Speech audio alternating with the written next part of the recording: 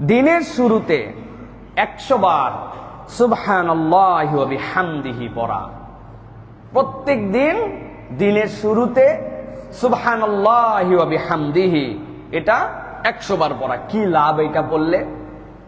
রাসূল সাল্লাল্লাহু আলাইহি সাল্লাম বলছেন, মান ক্বালা সুবহানাল্লাহি ওয়া বিহামদিহি ফি ইয়াউমিন মিআতা মাররা, কেউ যদি প্রত্যেক দিন 100 বার করে সুবহানাল্লাহি ওয়া বিহামদিহি পড়ে, আল্লাহ নবী সাল্লাল্লাহু আলাইহি ওয়াসাল্লাম বলছেন, হুত্তাত খাতায়াহু ওয়া ইন কানাত মিসলা জাবাদিল বাহার।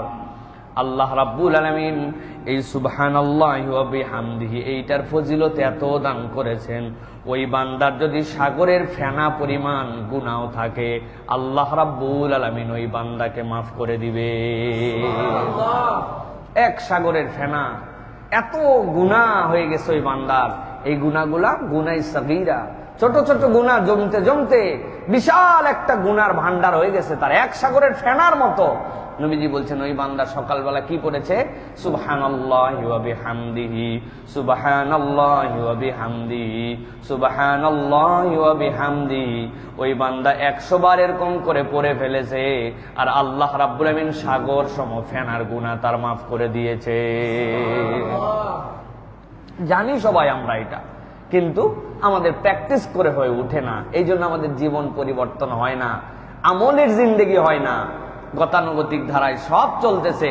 সকালে ওঠার পরে পেস্ট আছে, ব্রাশ আছে, সকালে ওঠার পরে হাঁটা আছে, নাস্তা আছে, নতুন জামা পরা আছে, বের হওয়া আছে, বের হওয়ার আগে হাতের চাবি নেওয়া আছে, ব্যাগ নেওয়া আছে, সব আছে, শুধুমাত্র আমলটুকু নাই।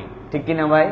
অথচ একটু অভ্যাস করলেই আমরা এইটা করতে পারি। প্রিয় ভাইরা, এটা কেন করতে হবে এটার ব্যাখ্যা করেছেন মুফাসসিররা। সূরা হিজর এর 98 নম্বর আয়াত আল্লাহ বলেছেন, ফাসাব্বিহ বিহামদি রাব্বিকা ওয়া কুম মিনাস সাজিদিন। প্রত্যেক নবীর দায়িত্ব ছিল আপনি আল্লাহ রাব্বুল আলামিনের জন্য একনিষ্ঠ হন, সিজদাকারী, এবং আল্লাহর শুকরগুজার, আল্লাহর প্রশংসাকারী বান্দা হন। প্রত্যেক নবীওয়ালার দায়িত্ব ছিল যে তার তাসবিহর প্রতি নিমগ্ন থাকা।